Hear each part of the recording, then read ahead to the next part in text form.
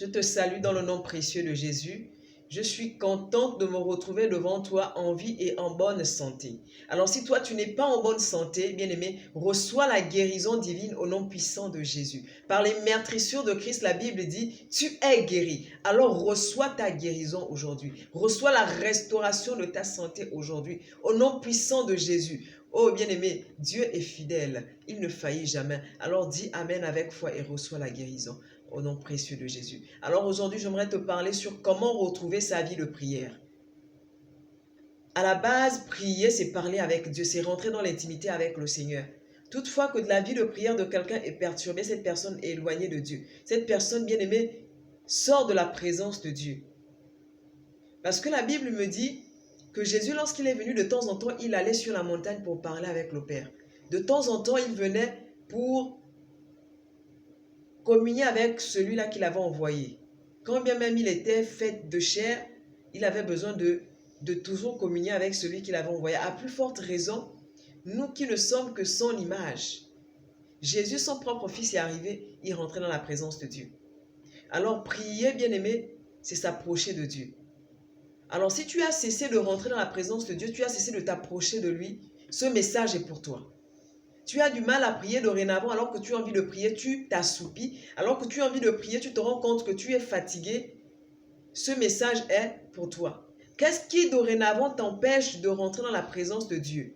Donc, pour retrouver ta vie de prière, il faut identifier le problème en amont. Il faut identifier, bien aimé, ce qui dorénavant t'empêche de prier. Est-ce que c'est la fatigue qui t'empêche de prier dorénavant? Est-ce que, bien aimé, ce sont les occupations? Est-ce que c'est la distraction? Il faut que tu identifies le problème qui t'empêche de rentrer dans la présence de Dieu afin de regagner, sinon de revenir vers son Père.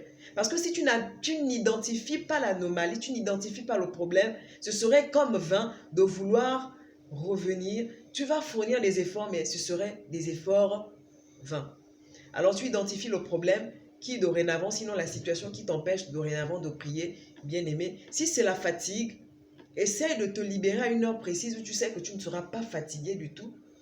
Si tu sais qu'en matinée, tu as la possibilité de passer du temps avec le Seigneur, passe suffisamment de temps avec lui. Passe suffisamment du temps avec le Seigneur en priant. Si tu sais qu'en soirée, par exemple, lorsque tu arrives fatigué, tu n'arrives vraiment pas à prier, avant même de toucher ton lit, si tu peux fléchir genou, loin de ton lit, ça va beaucoup t'aider. Ça va vraiment t'aider à retrouver ta vie de prière. Donc, tu identifies le problème qui t'empêche de prier dorénavant. Est-ce que c'est la fatigue? Est-ce que c'est la distraction? Donc, lorsque je parle de fatigue, je vois les travaux ménagers que beaucoup de personnes peuvent effectuer. Vous vaquez à vos travaux, vous vaquez à vos travail durant le jour et parfois la nuit quand vous arrivez, vous êtes épuisé. Donc, si c'est la fatigue, il faut veiller à ce que le soir, lorsque vous rentriez, vous faites de votre mieux pour prier. Si c'est la distraction, parce que beaucoup de personnes ont du mal à prier à cause du téléphone. Si c'est la distraction, le téléphone peut être une source de distraction. Tu arrives sur ton téléphone, il y a des messages qui défilent, il y a des messages bien aimés, et parfois tu te connectes de 18h à 24h. Et c'est à 1h du matin où tu as envie de prier, mais le sommeil te prend.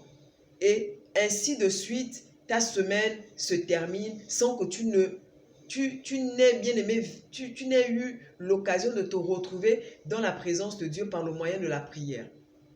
Donc si c'est la distraction, il faut veiller à ce que ce qui te distrait soit loin de toi dorénavant.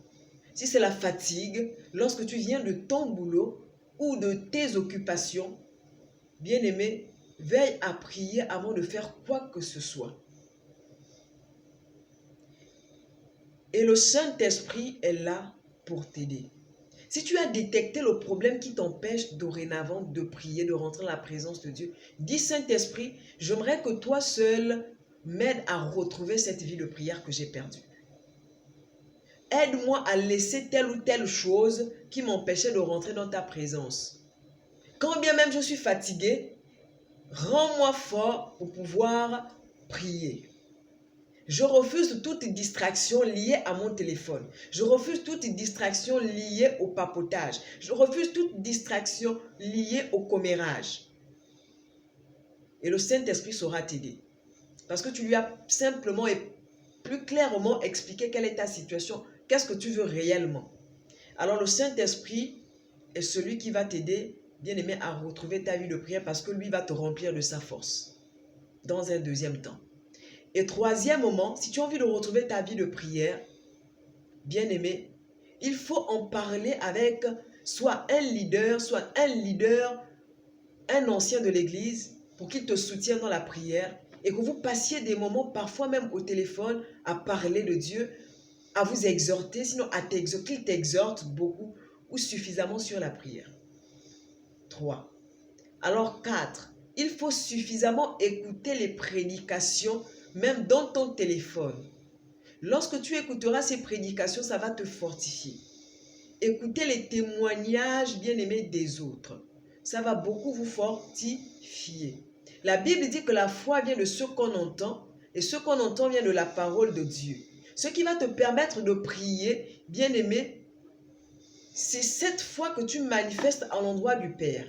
C'est cette foi que tu as, que Dieu, quand bien même je suis là où je peux être, Dieu est présent, alors il faut que je parle avec lui.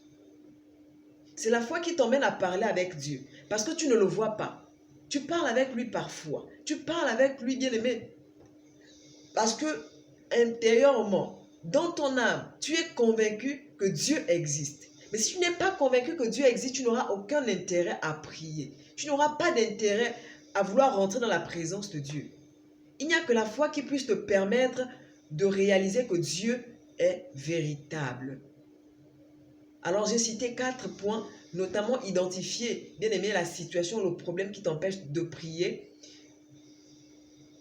faire intervenir le Saint-Esprit, discuter avec un ancien ou le leader de l'église et 4e, écouter des prédications ou les témoignages des autres sur soit YouTube, Instagram, des prédications qui vont t'édifier. Ça va vraiment t'aider à retrouver ta vie de prière. Mais associe fortement le Saint-Esprit parce que lui seul saura t'éveiller et t'inspirer. Et lui seul saura bien aimer te communiquer sa pensée et saura t'emmener là où il faut aller dans la présence du Seigneur.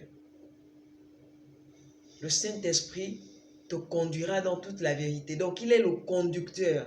Compte sur lui, appuie-toi sur lui, que Dieu te bénisse, que ta vie de prière soit restaurée dans le nom précieux de Jésus. Amen.